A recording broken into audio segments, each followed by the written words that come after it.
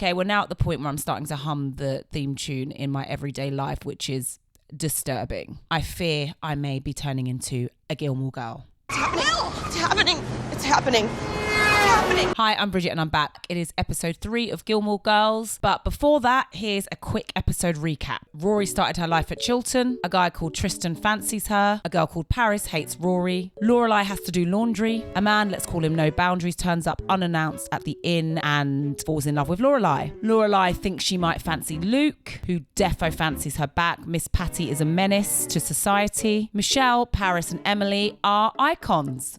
And that's what you missed on Gilmore Girls. Let's get into the episode. So the first scene is of the Gilmore Guals at Friday night dinner with Richard, the dad, grandpa, whatever. Now, I understand candles giving ambiance of an evening. Fine. But this scene is giving Ouija board vibes.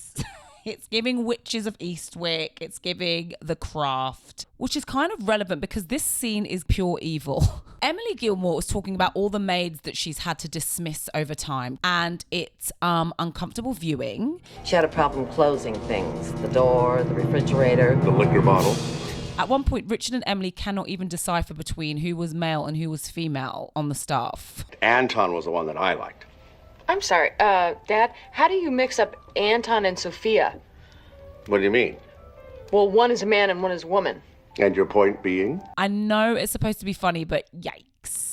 During the dinner, Emily is a little bit disparaging about Lorelai's little inn. And it's a little bit awkward because the parents or grandparents seem much more excited about Rory and how she's getting on at Chilton. I guess maybe Rory is fulfilling the life that they wanted for Lorelai. You can tell Lorelai is butthurt by this. And to be honest, in this moment, I do feel a little bit sorry for her because it is wild the way that they're going on. It's rough. So at Chilton, Rory has to pick a sport and she's running through the list of sports that she can pick. And when she gets to golf, Emily's eyes light up because Richard Gilmore is an avid golf player. And Emily Gilmore thinks that it will be a great way for Rory and Richard to bond. Richard himself seems very uncomfortable about this. I think golf is like one of the things that he likes to do. It's like, let this man live. He doesn't want to drag his granddaughter around the golfing, what is it, a pitch? A putty? I don't know. I'm not a golfer, but he doesn't seem up for it. Now, y'all know that I am an Emily Gilmore stan, but I have to say this was a little bit too much. You can use your mother's old golf clubs. They're upstairs gathering dust along with the rest of her potential. It's excessive, and I actually genuinely felt sorry for Lorelai in this scene. So Lorelai basically takes Emily away from the dinner table and effectively tells her to stop trying to make fetch happen. It's not going to happen. I.e. stop forcing Rory and her granddad to have to spend time together. Emily reckons that Lorelai is just threatened by the fact that they could end up getting on. And it's a little seed that she plants in Lorelai. Again, it's a bit harsh, but maybe there's a nugget of truth in it. Now, ma'ams, may I remind you, you are all fighting over a 16-year-old child. It's weird. Within this repartee, if you will, this exchange between Emily and Lorelai, Emily suggests that they're a lot like each other, which is, I have to say, it does feel like Emily is just poking the bear quite a lot and she's getting too much enjoyment out of the situation, which, like I say, is making me not like her as much as I was in the first 2 episodes. So back at the inn, and Lorelai is organising a wedding. Guess she does wedding planning at the inn as well. And she's organising it for this waspy family. I only learned what waspy was the other day. But yeah, these 2 waspy twins and their mother. The mother of these twins is absolutely over them. She cannot stand her children, and I don't blame her. The twin girls are marrying another set of twin guys, which is cool. You like it, I love it. Michelle's disdain for everyone and everything, honestly, is me coded. The way he fake smiles when he hands out the gift baskets, literally me at a customer service job, like. Okay, now we get to golf. As you can see, I've come dressed as Richard Gilmore. You're welcome. Emily is low-key, high-key, obsessed with Richard showing off Rory at the country club. I don't know why, like she's some sort of prize bull. It's weird. It's your granddaughter. Chill out. Anyway, she really wants their golfing outing to go well. Emily also puts Rory in a kind of knockoff Rastafarian beret. For why, I do not know. She claims that now Rory looks like Tiger Woods. Sure.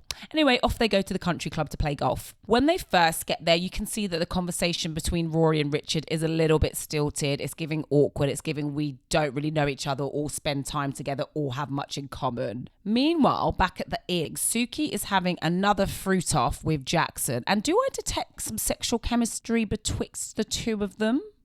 I have to admit, I do find Jackson's voice quite annoying. I know there's nothing he can do about it, but I don't know, it grates on me and he's barely spoken. Sorry. Anyway, whilst they're having their riff, Lorelai barges in. Coffee, coffee, coffee. Giving absolute Mr. G energy. Coffee, coffee, coffee before we tatey. Lorelai becomes a woman on a mission. A woman on a mission to be obsessed about the fact that her daughter is spending time with her dad. Did Rory call? No. She's golfing all day with my father, and I'm half expecting this big save me call to come in. You don't care at all, do you?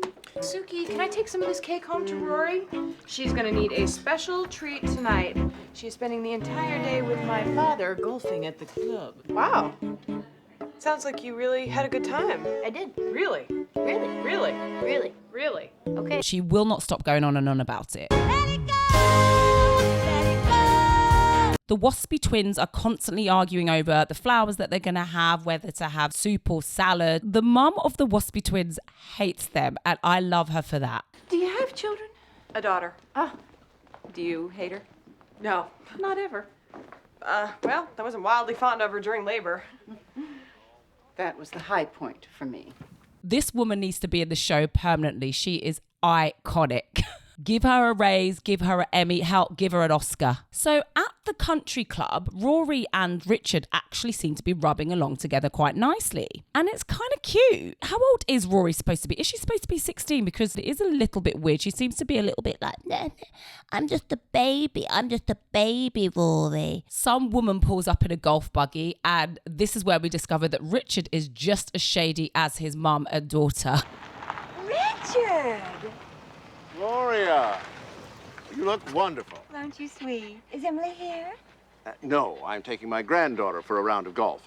Well, we must get together. Absolutely.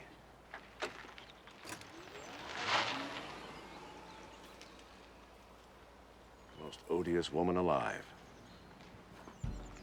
I said, Richard. Okay, is that you, yeah? So Rory and Richard decide to go into the steam room. Rory goes into the ladies' one and Richard goes into the men's one. And I've got to be honest, this scene is really something I could have done without seeing.